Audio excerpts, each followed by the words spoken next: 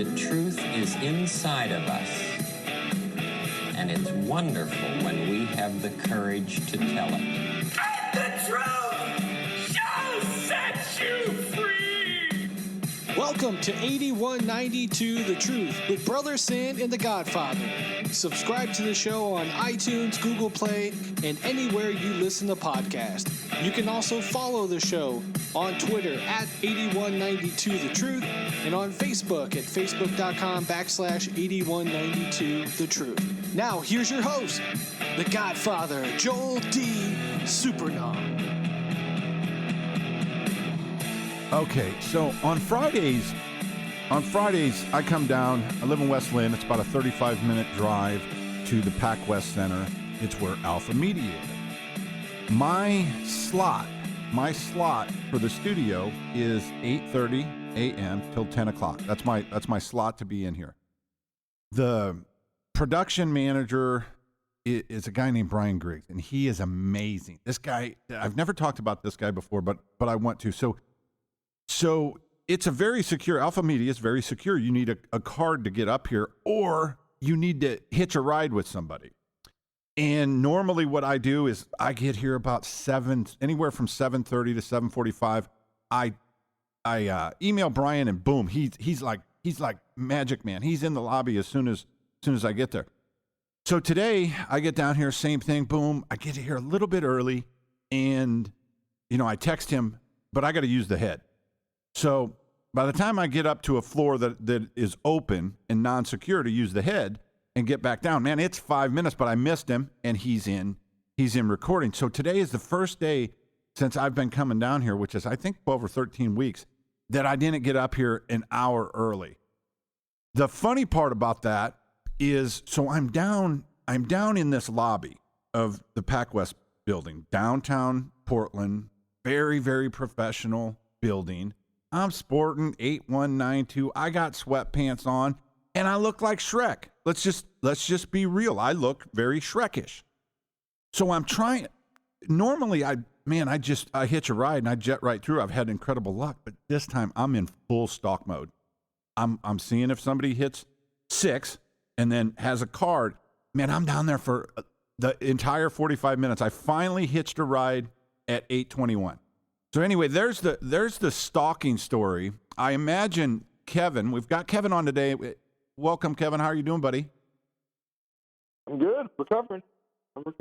Okay. So being a highfalutin businessman like you are, you've been to all the big buildings downtown. Could you just see me down there trying to hitch a ride to one of those secured floors?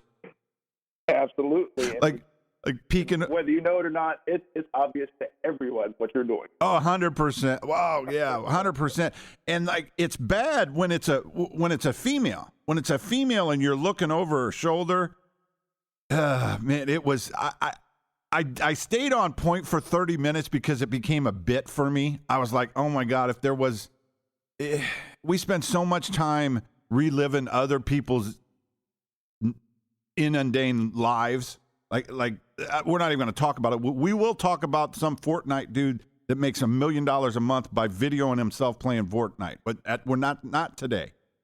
So anyway, that was the start of my morning. But I'm happy to have Brother Kevin on. Now, Brother Kevin, you say you are recovering.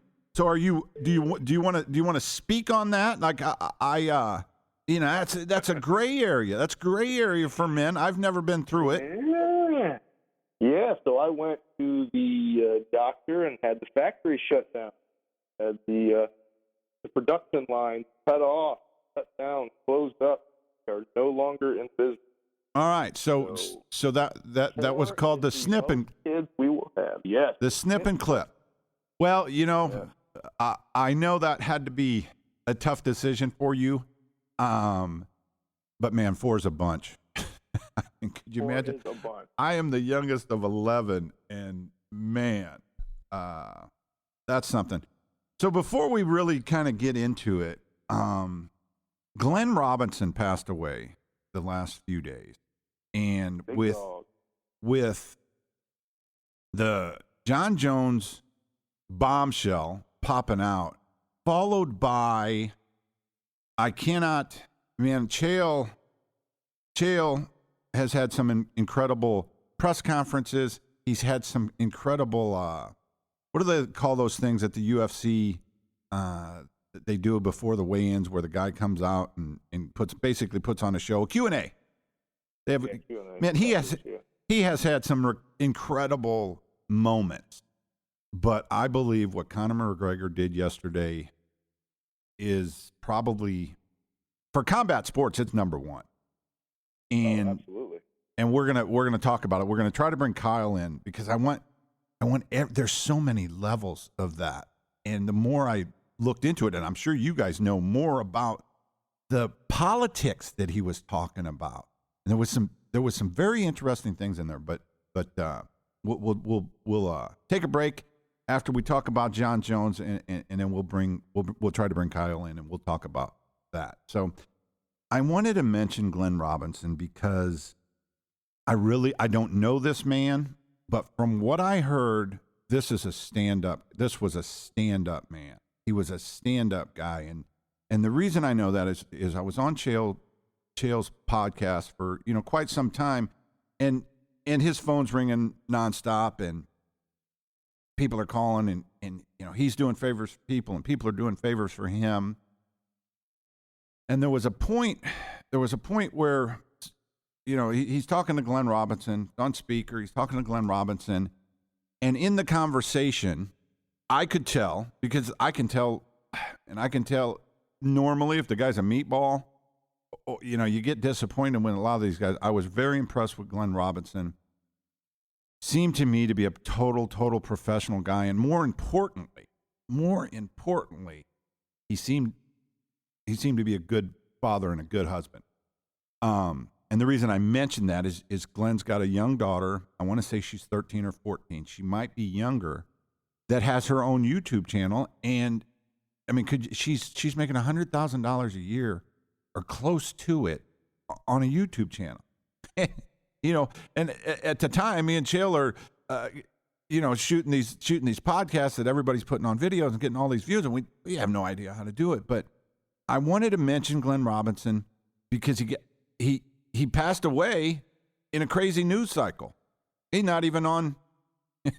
I couldn't even see it on one of the rags this morning. I'm like, wow, here's a guy that really, he had nothing to gain except he wanted to be a part of this world of mixed martial arts. And guys, I've seen the Glenn Robinsons. I've been a Glenn Robinson, where a guy comes out and he wants to be a part of something. He believes, in society, generally when you're good to people, they understand that you're being good to them. Athletes are a little bit different. Athletes come up very entitled. So if you don't sit down with these athletes and say, hey, I'm going to do this for you. I'm going to do all of this stuff for you. And the only thing I would expect in return, and what that usually is common courtesy. I'm going to use a Johnny Hendricks example. So Johnny Hendricks, when he started out his career, he started out with a company called Team Takedown. And it was a gentleman that got into this sport and said, hey, I'm going to pay you guys monthly salary, but when you become a world champion, you're going to split that money with me. We're investing in you. And once Johnny got to that spot, he didn't want to be a part of that anymore. He then became entitled, even though it was broken down for him. Man, this sport is so much like life. Is when you're on top, man, enjoy it. Enjoy it. But be good to people. Be good to people. Because when you go out, that's when you learn all the lessons. You don't need to learn all the lessons. Somebody is good to you, be good to them. And I think Glenn Robinson, I hope that his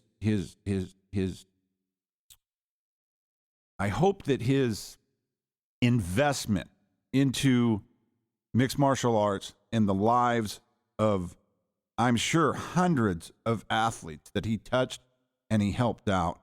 Man, I hope he gets his thanks, because I'm going to thank at least 10 dummies right now that didn't really ever appreciate or understand what Glenn was doing. I don't know the guy, but I know that man. I know the guy that gets into mixed martial arts, helps out a bunch of people, doesn't really have a big comeback coming, doesn't expect anything except appreciation and common courtesy. So I'm going to throw it out to Glenn Robinson. Glenn, I thank you for the universe of mixed martial arts, and my prayers go out to Glenn and his family. Can I say something? Of course. That's what you're here for, baby. I'm busy and with procedure and all that. I hadn't really heard anything about it up until right at the very end. Toward the end, I thought you were talking about Glenn Robinson, basketball player from Purdue that played for the Bucks. I'm trying to figure out how that tied into anything, and then you started talking about Johnny Hendricks, mixed martial arts. I realized you meant Glenn Robinson, the MMA team in Jim Brown. Yeah, the black. I'm sorry. Yes, exactly. Yeah. That proves my point. You said Glenn Robinson. I said Big Dog. I thought you were talking about the basketball. No, I was talking about the Black Zillion founder. Now it makes. All right. Well, yeah, I got it. I'm glad you're honest about that, Kevin, because you missed it in the rags. I'm sure you've checked the rags out. And speaking of the rags, man, listen, oh God, it is so frustrating to be such a junkie of this sport. And a person that expects, I've always hated the word fake news. I've never understood it. I thought it was a political joke. And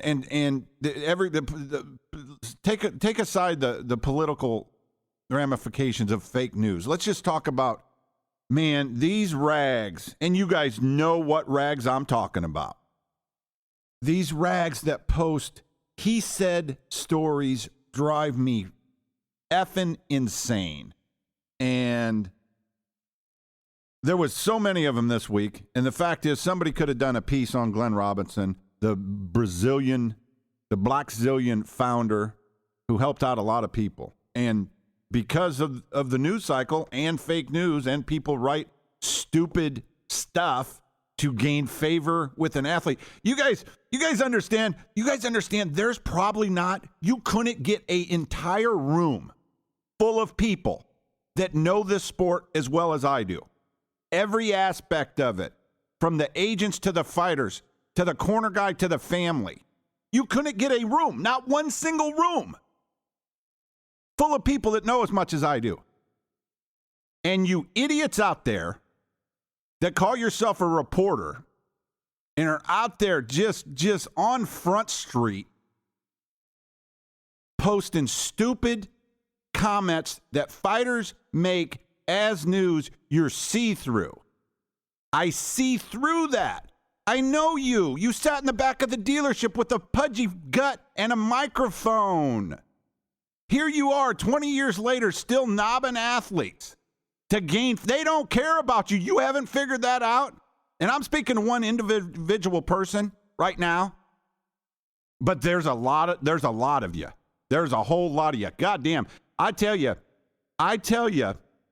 anytime you give me a live mic, I'm going to go off. And it is so frustrating to watch a UFC press conference that is full of media and have 10 questions asked, and the same 4 people ask the 10 questions. Everybody else is there along for the ride for a free buffet and some cool guy time.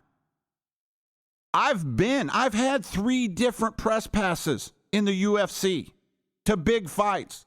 I sat front row to Brock Lesnar, Randy Couture, Randy out here, and another one.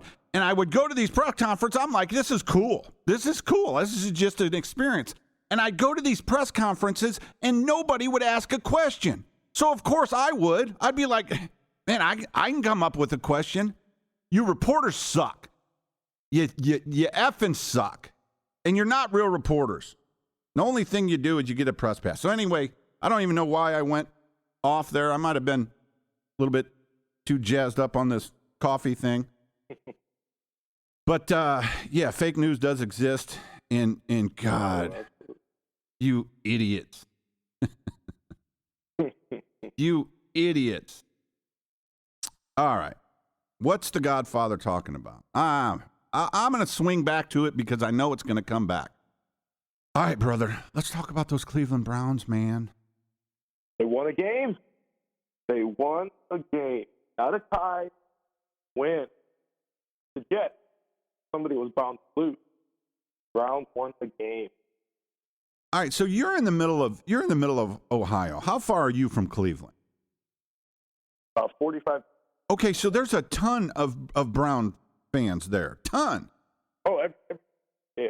Okay. Got a few Steelers fans, but that's 98% Brown fans. And who is your Cleveland territory? Who is your team? I don't really have a pro.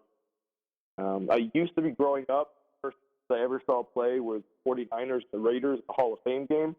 So with Montana and Rice, I grew up a 49ers fan. Just because that's the first team I ever watched a pro game. But I haven't had a pro years. I watched what I watched. Yeah, I understand that. You know, Chael's not a sports fan, but a lot of it's irritating to me. But a lot of it actually is real. When Chael says he doesn't understand how people root for a jersey, man, I get that. I'm a diehard Cub fan. Doesn't matter who's in that jersey, I'm rooting for them. My team's the Bears, but I'm also a sports fan, and watching the Cleveland franchise, it's hard not to root for them. They've made bumble after bumble after bumble. They lost their franchise. You know, the Cleveland Browns used to be one of the premier franchises in the NFL. Yep.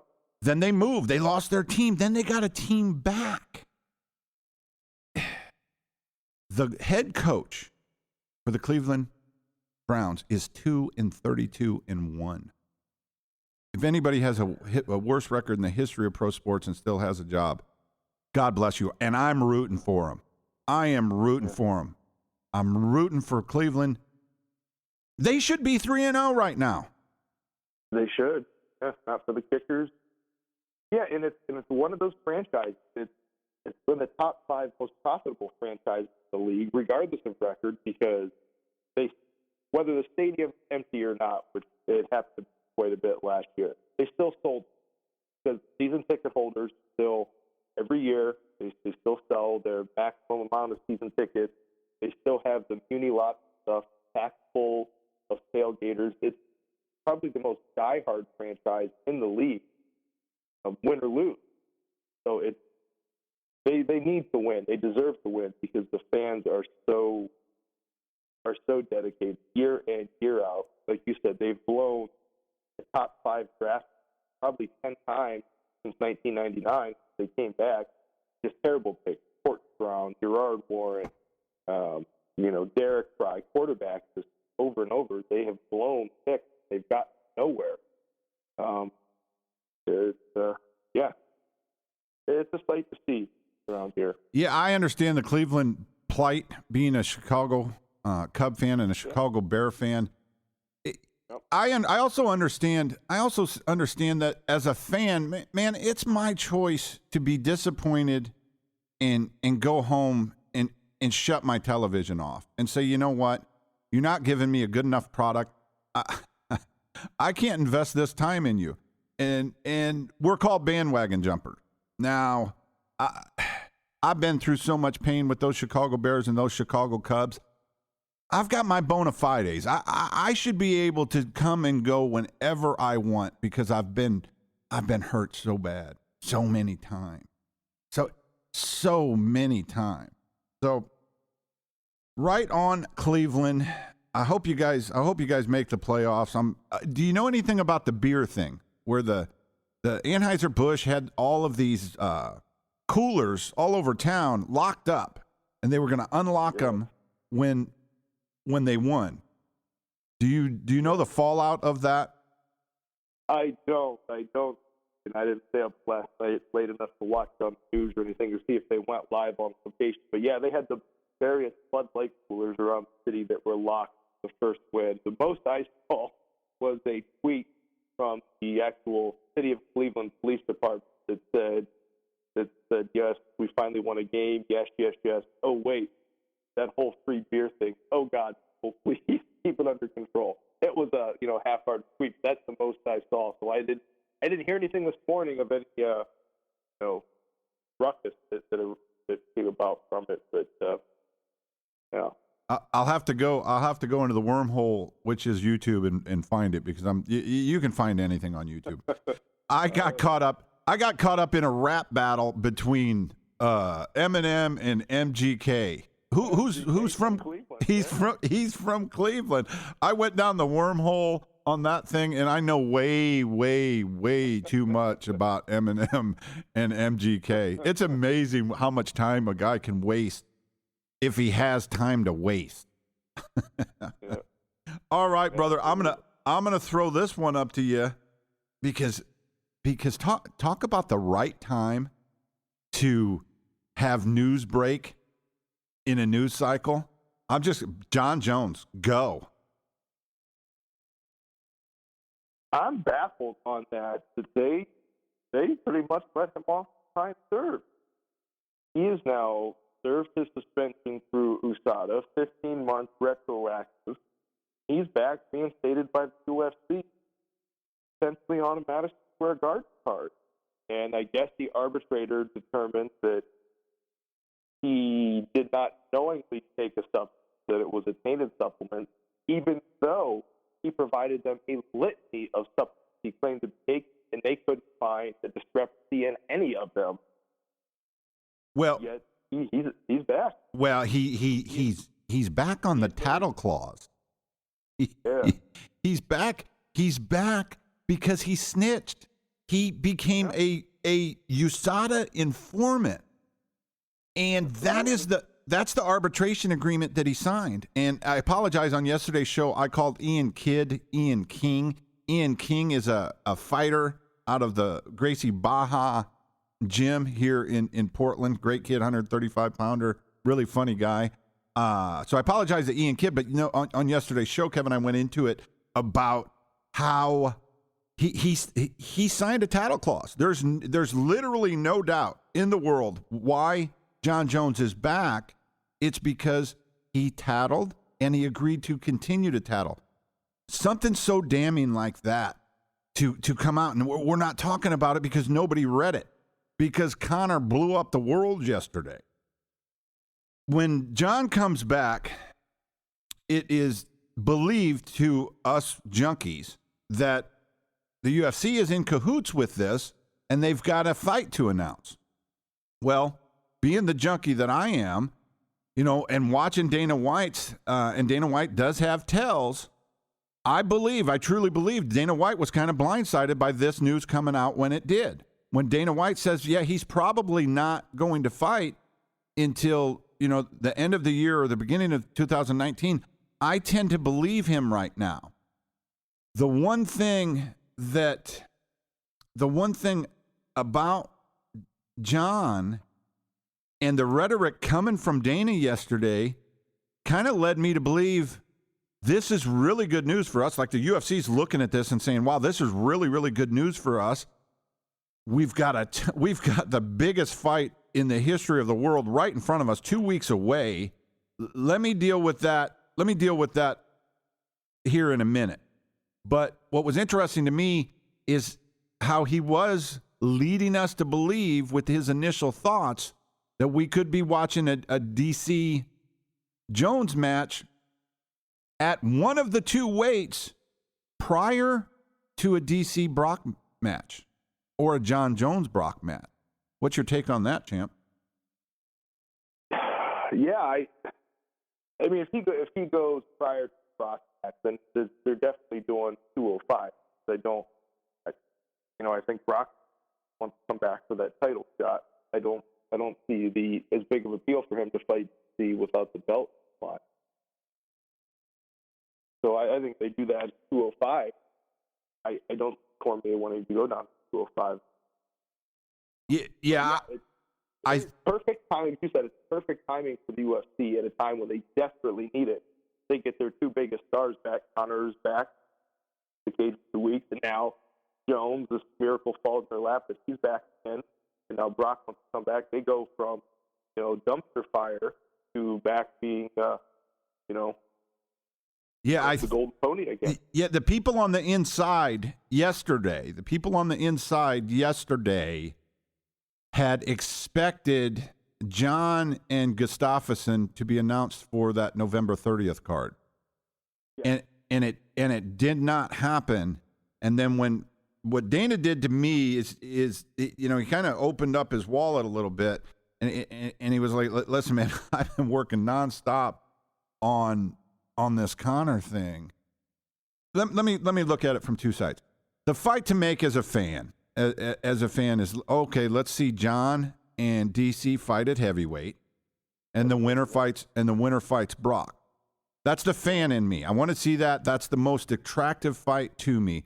Guys, go ahead and relinquish that 205, or somebody fight Gustafsson. One of you guys go down and fight Gustafsson. You can do that later. Isn't that what Dana wants to do, though? Doesn't he want Jones Brock instead of DC Brock? That's a much bigger fight.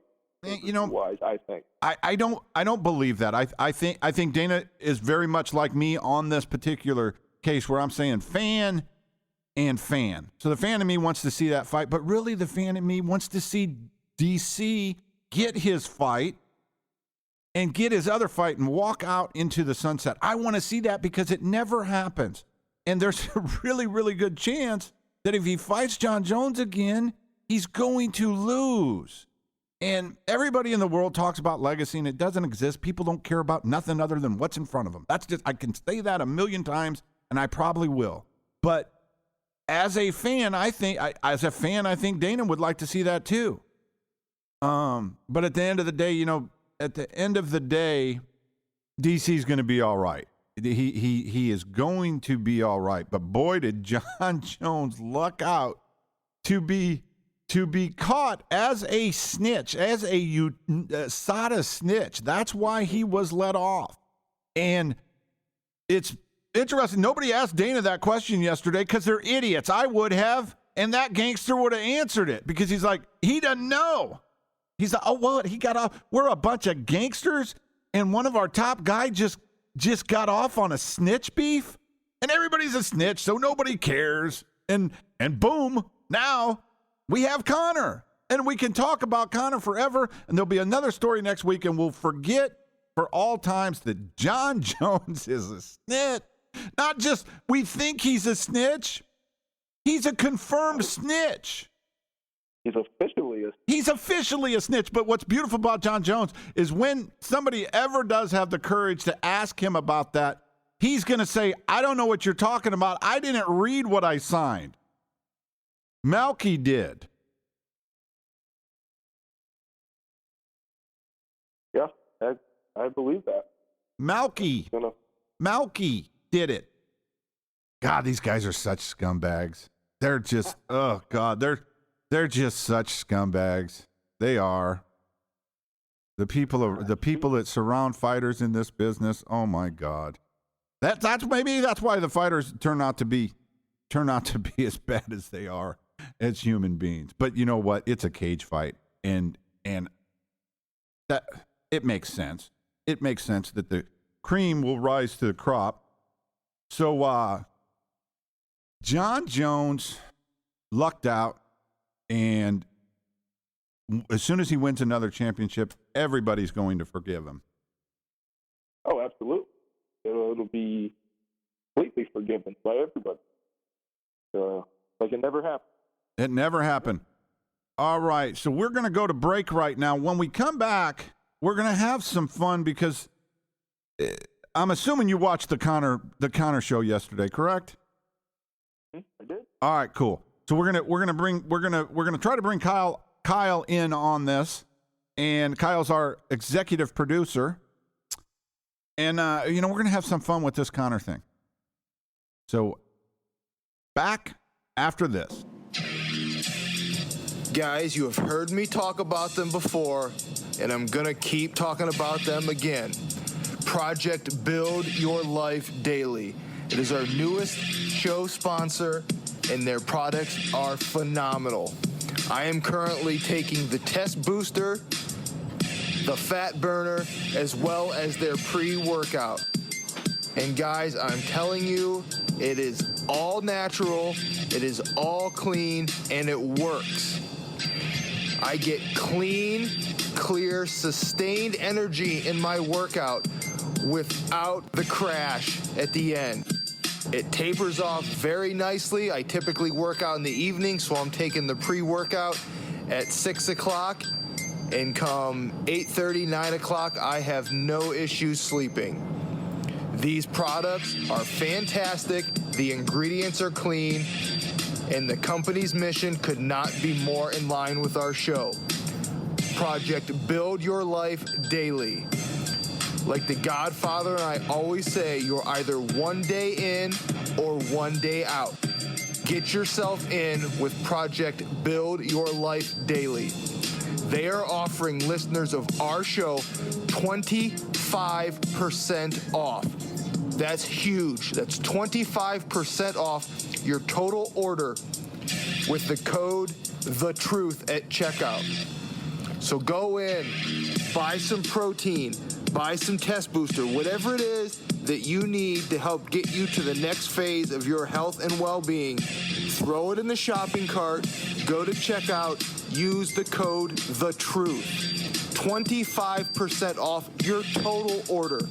Anything that they sell, supplements, protein, workout gear, t-shirts, whatever it is, 25% off, guys. You cannot beat that. And I'll tell you what, just a little thing from me to you, that Test Booster, all natural, but boy, oh boy, is there a little extra lead in my pencil. I'm telling you what, guys, Project Build Your Life Daily. Check out their website. Check out their page on Instagram. It's Project BYLD. Again, use the code THETRUTH at checkout. Save yourself 25% off. Who's better than that? Boom. I came back for the love of this, to come and shut this man up. A little rat, a little weasel, a little hard man in groups. I've met many of them through my years. A man who grows in numbers, but on his own, and when confronted in a similar situation, cowers away. And that's what you saw with that little on the bus over there. He his jocks after doing something to his own countryman that had nothing got to do with anything. And that's it. I came back for the love of fighting and the love of war. And this I am going to truly, truly love, putting a bad beating on this little glass jaw rat. Come on, I'm not going to touch you. I'm not going to touch you. Let's get face to face. Let's get close. Look into the eyes, kid. Yeah? Don't touch each other, please. You're dead. You're dead. You're dead. I can see blue lips. Blue lips. All right. All right, man. I tell you what, I'm learning so much down here to run this little soundboard and this phone. I'm actually not as technically ignorant as I thought. All right, man. Listen, we've got the main man, Kyle Autry, our executive producer, on with Kevin, Brother Sin. Guys, let's talk about this Connor thing, man. Anybody want to take a run at it before I talk? Go ahead. Yeah, so I'll go first. I appreciate you having me on the show again to talk about this press conference. I loved it. It felt like we were on Conor McGregor time. He was good 35, 40 minutes late. And then he came in like a firecracker. I don't know if he had a couple of shots of that proper whiskey in the back, and he was on fire right from the get-go. A little pissed off, too. I think I like a good pissed off Conor McGregor. I don't know about you, Sid. What do you think? Yeah, I agree. I think they would have been better served to have an audience with the Floyd and Conor pressers. I think that would have created a very exciting energy level. But yeah, I think that it was totally Connor. Him showing up late, him being dressed to the nines, looking, as he does, and fired up. All the people talk about him being on coke and all this other stuff. Man, he's just got insane energy for building these fights, especially in a case like this. Yeah, because what's Khabib going to do? Sit there and say nothing and mumble in broken English. So if Connor's not, on the extreme end of energy and chaotic, then there's no promotion. So I loved it. I thought it was fantastic. I thought what he said to Khabib, the way he called him out for the bus incident, the way he detailed that, all of it. That was beautiful. It's brilliant. It's never been done better. Can somebody explain some of the politic that Connor was talking about? Because there was a lot of politic that he was explaining, and there were several key parts to that. Did either one of you guys catch that, or do you know what I'm talking about? Yeah, I definitely caught what you're talking about. I don't know all the backstory. Maybe Kevin, you know more about it. But I know he brought up Putin. He talked about his father being disloyal. I really don't know the whole background to it. That I don't know the background either. You're right, but yeah, that's what I thought. He had called out his dad for being unloyal to Putin and talking about being a quivering coward and being loyal to the Czech dictator Kadyrov, and being disloyal to Putin, which is the one time here Khabib kind of quiver up and his voice shot up to a higher octane. That's the one thing you could tell. Even he was genuinely afraid of not refuting that statement. Okay, so we're the three of us are ignorant on the backstory because it's huge, and so now we're gonna ask one of the listeners to smarten us up. I'm going to explain it on the limited knowledge that I have from it. Is there was some cat that got involved in the sport several years ago, and he is now in prison. Putin locked him up and threw him in prison. Well, before that cat went to prison, he sponsored a bunch of these fighters, and one of those fighters was Khabib. Huge backstory there. Leads us to the second part that was wild to me, and there was two parts of the Conor McGregor show I did not like. This was one of them. The other one was when he was talking about killing him. There doesn't have to be much of a line here, but let's not talk about killing each other. There's no reason for that, but goddamn, Conor is so good. So the other part was during the World Cup, Conor was in the suite with Putin, and Khabib was there also somewhere else in the stadium. Conor asked Khabib, why didn't you get a picture with your leader, with Putin? He immediately says, I don't need a picture with anybody. And then Conor says, are you embarrassed of Putin? And that's where it kind of got really real for me, was like, wow, okay. And Khabib was very respectful. He didn't say anything, but it felt like he caught himself saying, this is a road I cannot go down. I can't, it's so much bigger than just, I mean, we live in America, even though Trump is a goddamn gangster, he's not coming for me today if I say something about him. Okay? If I talk about Trump and the Trumpies and he gets wind of it, he's not coming for me. Putin will. I agree. Yeah. He changed directions pretty quick. I think that's right when he went to his, wait, you go check your Twitter message, huh?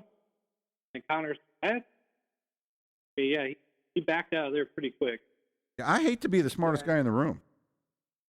Yeah, well, if I looked online, Conor went pretty detailed in his explanation on what it was all about, and the pictures about Khabib's dad having pictures praying in the mosque with the the head of the Czech Republic, who is referred to as a dictator warlord, massacring, large group of people and rounding up and executing gay men and stuff. So there's a whole thing Connor got into on further posts online about what he meant. So there's definitely more to it. Yeah, we just want, most of us we just take the first two layers of the cake are so easy and so good. We just eat those and don't dig any deeper. I tell you, Connor was so prepared for this. Oh my goodness. All of the things that we can't even explain. The three of us right now cannot explain because we didn't go look into it last night and figure it out because it was so easy and fun to enjoy. But in terms of the levels that Connor went, the only thing he didn't do, and I'm glad he didn't, is he didn't talk about Connor. He didn't talk about Khabib's kids. It's like there's some kind of line, and boy, I tell you, this Conor McGregor, he's so easy to love, man. So, but there's a part of him that believes he's a Don. He's a gangster. Okay, he is. He's no longer just Conor McGregor, a guy that blew up the world in mixed martial arts and transcended sports, and is going to be remembered for all time as a performer. Man, he thinks he's a gangster. He thinks he's KGB. He thinks I don't know if he thinks but he is so compelling that you're like, wow. How do you even come up with that stuff? Chael was breaking this down. Like Chael broke this down on one of his YouTube things yesterday, and he graded, there was just so much there. And the political end of it is fascinating to me because the reality is Connor can do pretty much, if he has a good security detail, because he's offended so many different people, he can pretty much do whatever he wants. That's not to say, that's not the same thing for Khabib. Khabib is a Russian, correct? Isn't it? Yeah, Dagestan. That's still, they're still a part of Russia. They're not separate. Putin is their leader. He is crooked. He's the head of the KGB. So Khabib's freedoms aren't anywhere close to Connor's freedom. So to go down that line that Connor went down, and for Khabib to just be in that, hey, listen, I don't care. I'm going to punish you on October 6th. Say whatever you want. I already know it's coming. You're not going to get inside my head.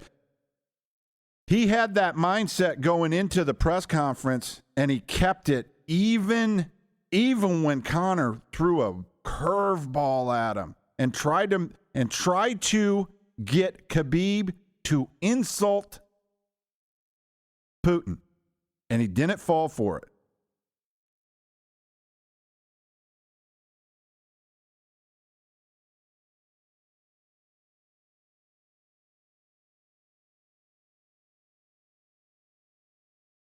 All right, Kyle, you're gonna have to cut that pause. Yeah, wait. When I pause, man, hey guys, when I stop talking, that's when you guys got to start talking. Yeah, I don't have a good point. I think that's an excellent point that you made, Joel. But the one thing that I kind of picked up on, I don't know if you guys noticed this as well, but Khabib really didn't go at Connor like he has in the past. Like with Tony Ferguson, he was very combative. He would go back and forth and cut him off, and I didn't see a lot of that from Khabib. Do you think that's a sign of him either just not wanting to engage with Connor or feeling like he's not on that level? My opinion on that is Khabib had a game plan. It was the right game plan.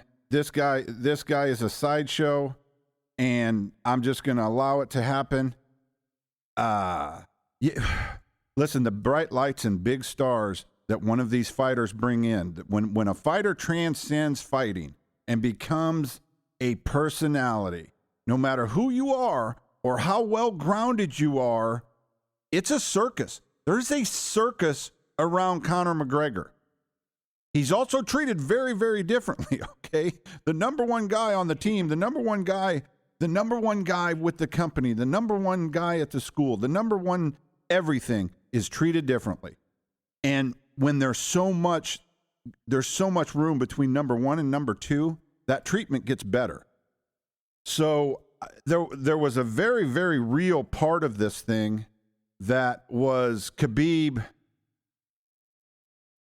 kind of not knowing what was going on, but it leads me to another point here, and I'll tie these two together in a non-sequential manner. The three of us, watched that show, and it's one of the greatest bits of entertainment. It's the greatest press conference ever, and the three of us still don't know what he was talking about. Right now, you could take a semester class on that press conference and debate it in college and have some fun with that. One of you online universities should do it.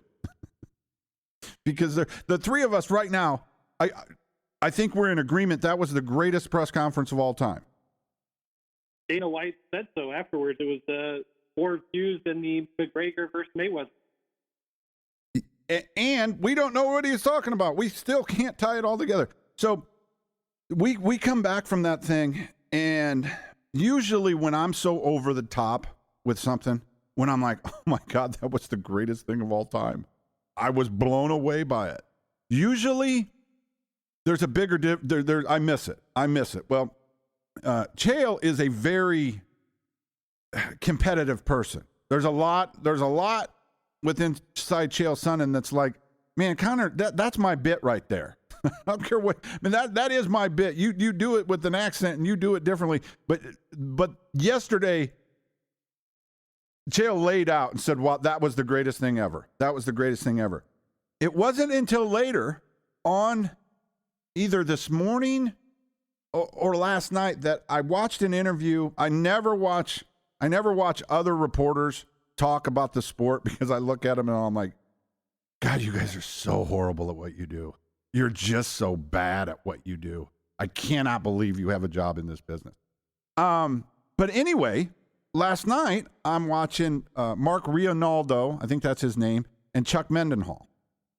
Chuck Mendenhall describes that press conference from his vantage point, which is in the middle of the Radio City Music Hall with just reporters. And so it's not what we believe is there. It is more like a commercial. When you take away the fans, very much like in the Ultimate Fighter house, when those guys fight just in front of their teams, that's such a different feel than fighting in front of a crowd. This is a press conference without people in it. So Chuck Mendenhall saying, the energy was down. It was kind of weird. It took about 10 minutes for us to, without the crowd, it took about 10 minutes for us to kind of really get into what Connor was doing.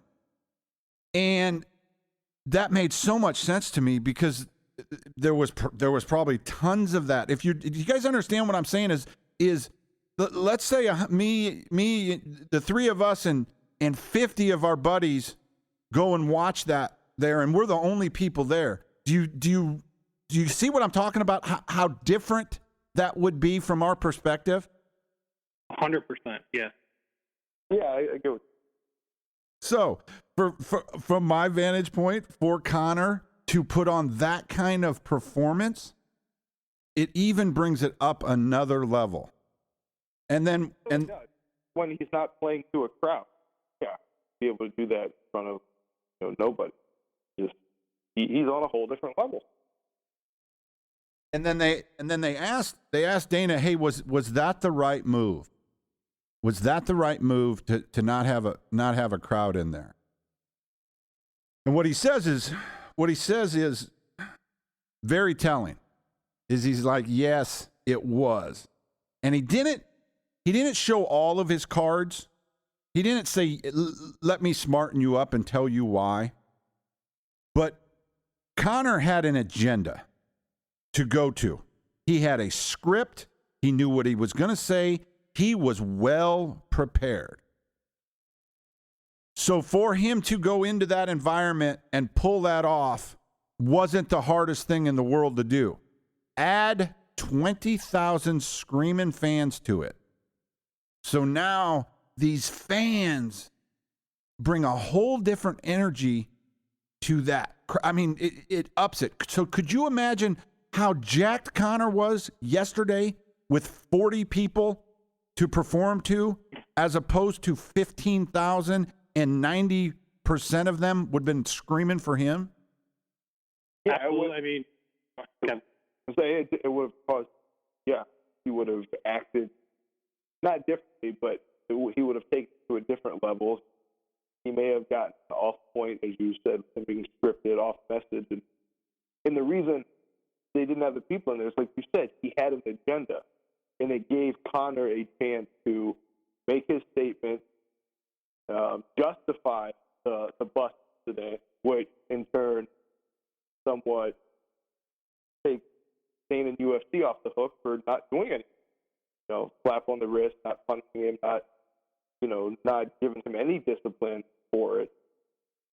With no crowd there, it gave Connor a chance to stay on point, to get that part out, to explain exactly what happened and why it escalated to the whole Dolly situation. And he wouldn't have been able to do that with the crowd. He would have gotten so jazzed, so moved by the energy, it would have defrayed his core. You were absolutely right. Yeah, and then taking it to a catastrophic level. I mean, you're talking about a guy that threw stuff into the crowd, and threw a dolly through a bus. So we're talking about a very volatile character that is also, goddamn, he's a good businessman. So Connor, man, he did something else, and it just slipped my mind. Oh, goddamn! Do you not want to go drink his whiskey? I was already looking online to see where I could get it in Ohio. He did that. I was like, I've got to get a case of that. Find out, because I looked it up too. It's not available in Ohio yet. Now, Vegas next week, though. So I will look. Proper 12. So, how do you even make whiskey? Like, isn't it an age thing? Don't you have to age whiskey? Yeah. Doesn't it take a while? Yeah, you age it in the bourbon barrels over a long period of time. He comes in and he's in love with it. I mean, God bless him. Oh my God, the arguably one of the greatest cage fighters of all time. And he's pitching Irish whiskey. What's cooler than that? I mean, broads. He could be pitching broads. He's not only pitching it, he's getting an official endorsed contract with the UFC. Yeah. Now there's a lot more. I mean, it's so easy to root for Connor. It's just he's the proper villain. He's the proper villain. John Jones isn't the proper villain. Conor McGregor is the proper villain. They're two complete. Connor is the anti. He's the bad guy that you are truly rooting for. He's not a villain. He's the anti. Yep. He's Stone Cold Steve Austin. Yep. he's something, man. He's next level. So, I mean, I'm finally grabbing some steam in my program and my diet and staying away from the booze. But boy, did I just want to go out yesterday and start doing shots of whiskey. I mean, and I'm sure I'm not alone. I mean, I'm sure I'm not alone. If Connor, now let's talk about the fight. Let's try to break down the fight, and I'm sure we're going to talk about it in some more detail. You guys mark out, and I mark out too. I mark out for that whole press conference, and I'm like, Connor. Kevin, you respond. I think Kevin, you said he's gonna knock him out. Kyle, you're on the Connor train too. Oh, I couldn't be more on the train. Yeah, and to me, it's not just a hype press conference. I just stylistic. I think he's able to keep Khabib at a distance. I mean, he beat Chad Mendes. Chad Mendes, though, Khabib, but I think for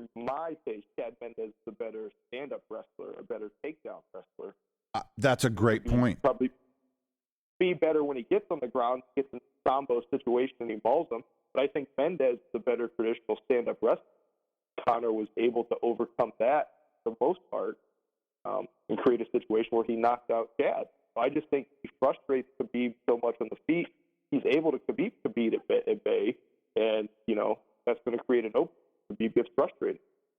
You make such a great point there, Kevin, and I'm glad you made it, because it does show you are a student of this game. And Chad Mendez has way more paper and accomplishments in wrestling, in the field of wrestling, than Khabib does.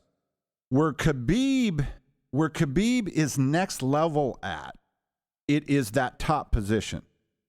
And unless there's so few guys, there's so few.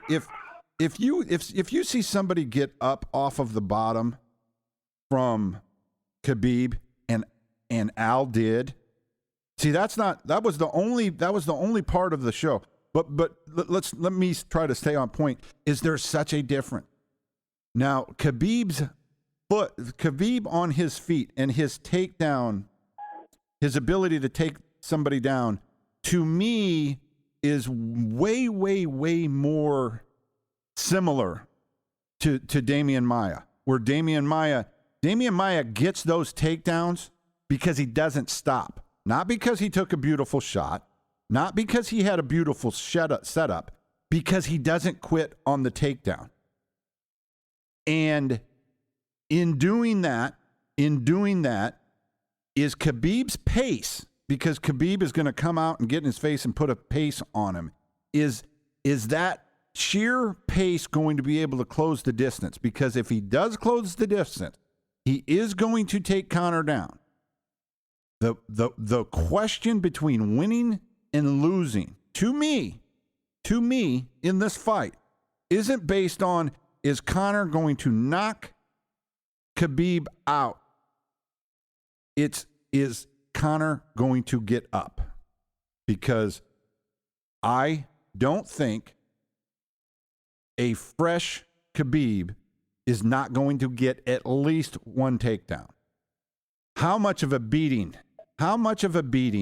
can Khabib put on Connor in 3.5 to 4 minutes? There's your fight, guys. There's your fight, because if Connor pops up, okay, Khabib's going to come out and take him down. I do not believe he's going to get knocked out before he gets a takedown.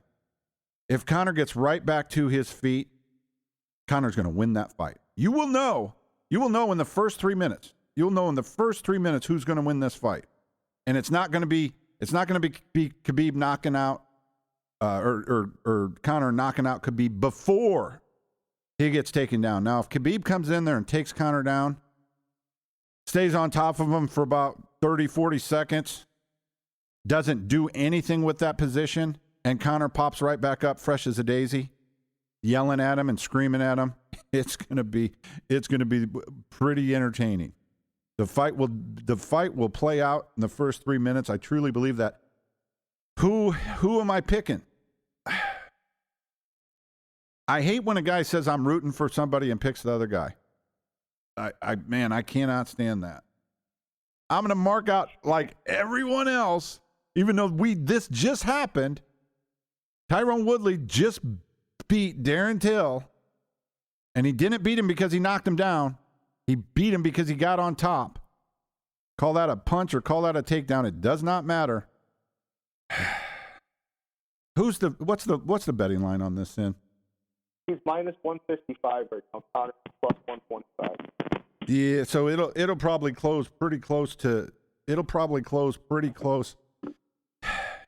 In a 5-round fight, man, if I had to bet and I had to pick, and there was ramifications to making a bad bet, meaning here's $10,000 of money you have not made yet, Joel. You have to bet this. And if you lose, you've got to the first thing you got to go do is earn that money. So if there's ramifications on that, not just who I want to win or I'm gambling with Sin's money, I got to pick Khabib.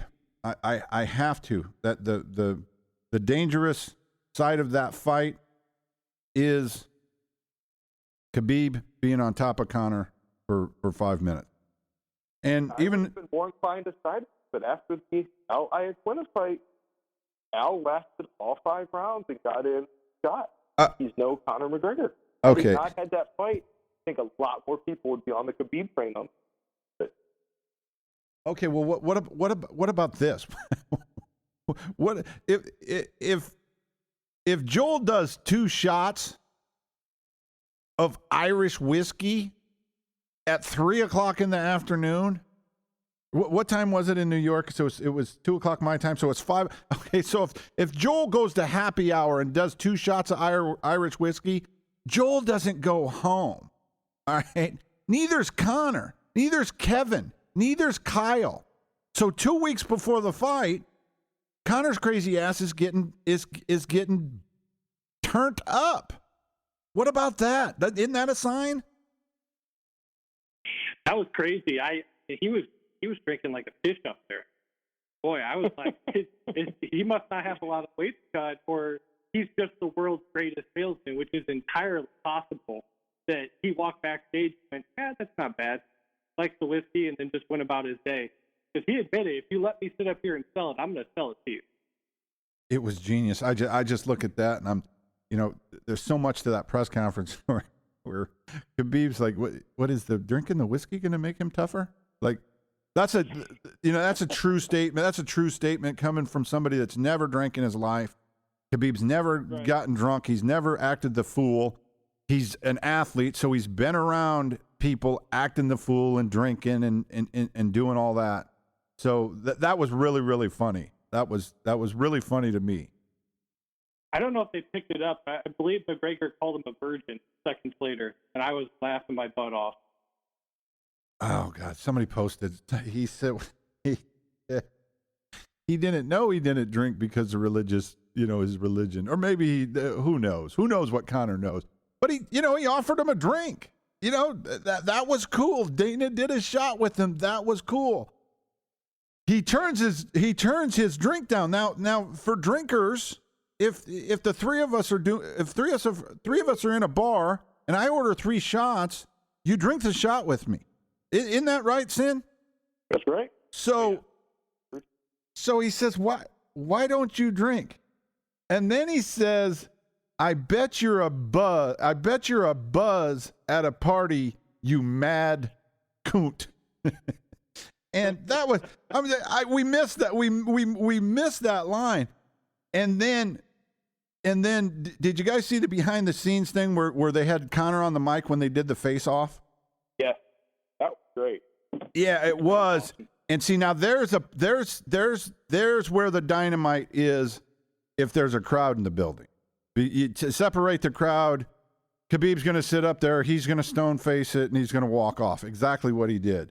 Put a crowd there, egging Connor on. You don't know what he does. He could throw everything off the stage. There was a prop bet, and it was only plus 150.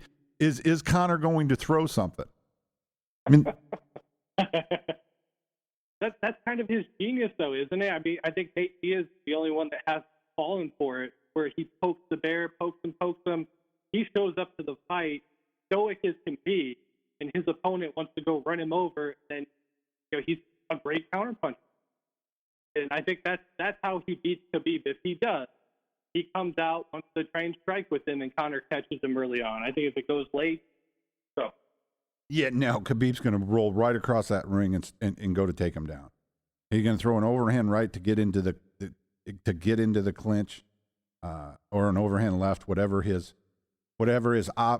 opposite side lead hand is off his shot, and he's if it's not there's no way on God's green earth Khabib is going to do anything but try to take him down and beat his brains in. There's no secret to what's going on here. We're about in. We're a little bit over an hour. Kyle, you've got some cleaning up to do, but let's just roll to the finish line together on this. Sin, I know you're a WWE fan, but I don't think you watch it on a weekly basis. Is that correct? Correct. Yeah, I probably catch Raw or SmackDown every couple of weeks.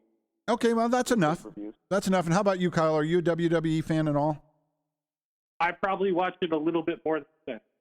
Okay, cool. Then all right, then we're probably all in the same boat. I have been blown away by Ronda.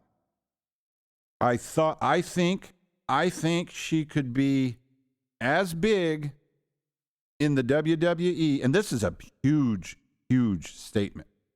If we really look at the history of what I'm about to say, I believe Ronda could be as big in the WWE if she wanted to than she was in mixed martial arts. Oh, I'll take it one step further. I think the bigger this will help her entertainment career because there's no longer the stigma or disappointment of getting beat in an actual fight. So she was getting all movie roles, Roadhouse, yada yada, that was supposed to come along, that all hit a real sudden halt, the loss to Holly Holm. Now there's no legitimate somebody is tougher than her. Everybody knows wrestling's back, so now she can go back to being that tough girl image, get these movie roles, because there's nobody taking any legitimacy away from who she was. I think this will make her far bigger. Okay.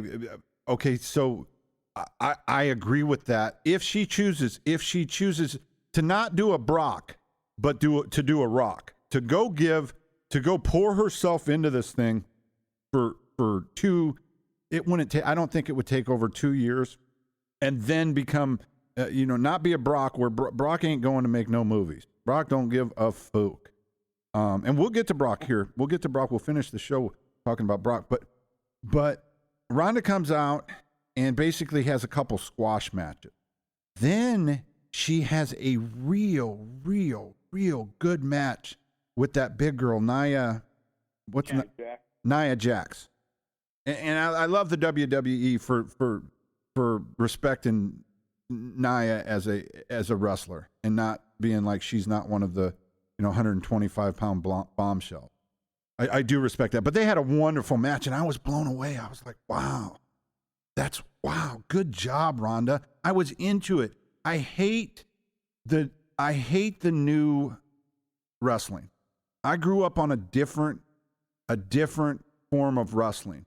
And when they brought back the curtain, when they told me, hey, listen, this is fake. It's like you told me I knew there wasn't a Santa Claus. I knew it, but until you told me, I didn't know. I could think, is that real? Is that not real? Is that guy really hurt? So much. That's the wrestling I grew up in.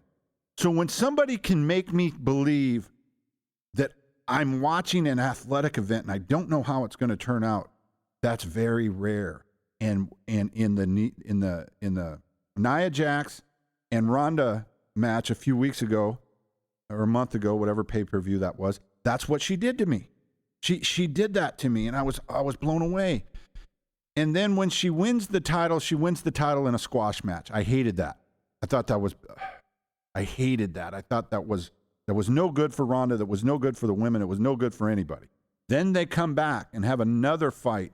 What's that Bliss gal's name? Alexa Bliss. Okay, Alexa Bliss. They come back and they have a phenomenal match. And I'm watching this and I'm like, oh my God, she is one of the best. She's one of the best wrestlers there is. Now I don't know if the other girls are carrying her so well.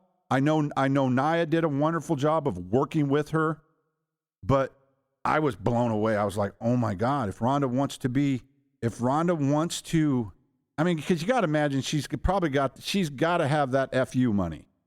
And, she's got to have that FU money. So, why do you still compete or do things like this when you're already loaded? Well, you do it out of ego. So, but if she wants to be the biggest thing in sports, in sports entertainment, I believe she can. I believe she can pull it off. 100% agree. I think Ronda has a huge future in WWE. She's got the greatest promoter of all time.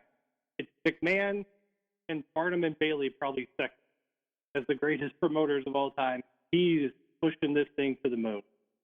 I think she's going to be a massive star bigger than she was in the UFC when she's done. And she's already talked about extending her contract, which I think was initially either 2 or 3 years. She's loved it even more than she thought she would. All right. So agree. No, I agree. I don't know if you have the congeniality that Dwayne Johnson has, which has been doors for him. But yeah, I think he'll definitely go down that road. yeah, I mean, I'm a mark for her wrestling. I think she's doing a phenomenal job. Now, her and Brock are so different. Brock goes out and becomes a superstar in the WWE. Then he quits. Somewhere along the line, he tries to make the NFL. So this guy is a competitor.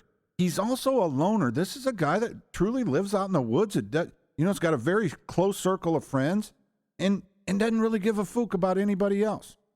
Over the years, I think when he came back from his retirement and went back into the WWE, I think that's where he became a seasoned wrestler at and really kind of learned the business and said, man, this is such a good gig for me to have, to do 6 shows a month, 6 shows a year for, who knows, $3 to $10 million, who knows how much. This is a good gig, but I'm actually a real wrestler now. I've got my mouthpiece in, who's that guy that talks for him? Annoying as that. Paul Heyman. Yeah. I've got my mouthpiece. This is a good gig. So the question is, for Brock, I throw this out to you. The question is, why does Brock want to come back and fight Daniel Cormier or anybody else at his age, as clean as he can get? It's not for the money. It has to be for something else. Do you think he really thinks he can beat DC? Or is it the rush? Is he just like the rest of us that you get hooped up on some whiskey and go fight in the yard with your brothers? It's fun. It's fun to fight. Kyle, you're a football player. I know you know what I'm talking about. You guys don't know how to wrestle, you don't know how to fight, but you get liquored up. I'm sure you tackle each other. Oh, he's the ultimate bully. In a room full of alpha males, he's king of the jungle. He absolutely believes he can beat Cormier. And he's a wrestler, so both you and I know. I mean, that's something off. Every wrestler is just a bit off the head. And that fire to go out there and throw somebody or pin somebody never goes away. You always feel to go out. God, that's so true. How much weight you put on, the shape you in, you always that I can walk next door into the gym and I can get down with somebody and hold my own. That's so true. That's so true. This entire hour and 20 minutes is worth that to me, just to be like, God, you're right. I'm that guy. You can stuff the shoes right now. I think you can walk into, whatever gym over there in Westland. You can hold your own with anybody in the room. I know you believe that. You're right, and I'm nobody. You're right. And I'm no Brock. So, all right. So yeah, then it's that true. So the electricity. If you've never been to a UFC, a sold out pay-per-view UFC, go, because the energy inside that building as a fan is crazy. Take it up a notch. Take it up a notch to the main eventer. Promo. Oh yeah, they do that promo video again with what's the song that they use? Teenage Wasteland. Baba something. Baba Riley. Something Wasteland. Yeah, Teenage Wastelander. Man, yep. That gets. Oh yeah, the energy in the house. That thing comes on. Oh God, there's nothing like. Yeah, Teenage Wasteland is 100% 8192. Everybody in that area is fuck. That was our theme song. But it's called Baba Riley. And no, yeah, that starts it off. But could you imagine the electricity? Imagine the electricity of fighting is being one of the last 2 guys to walk at one of those stadiums. And you got a guy like Brock who he's always going out to a big pop. And that's such an adrenaline rush, but I guarantee there's no, that's one of the highest adrenaline rushes you could ever get, walking It's gladiators, man, walking to the cage to fight. Prefer to fight to the death in front of 20,000 screaming people. So good for you, Sin, in tying that up. Yeah, Brock is coming back. He thinks he can win, and he's got more ass whippings to give out. He just says, I got a couple more ass whippings to give out. I can't go off, I can't go off and live in the woods with all these ass whippings. All right, guys, that's all I got. Hey, Kyle, thanks for coming on, brother. Thanks for coming on, Sin. It was great to roll pillar to post with you. Indeed. I look forward to all of the different drama coming out over the next month. God, we've got so much. In a month from now, we'll know when John's fighting, who John's fighting. We'll know if Connor won. We'll know if Chael won. And there's 100 fights in between. All right, guys, enjoy your week. I will speak to the both of you one way or another in the next week. Everybody else, book off.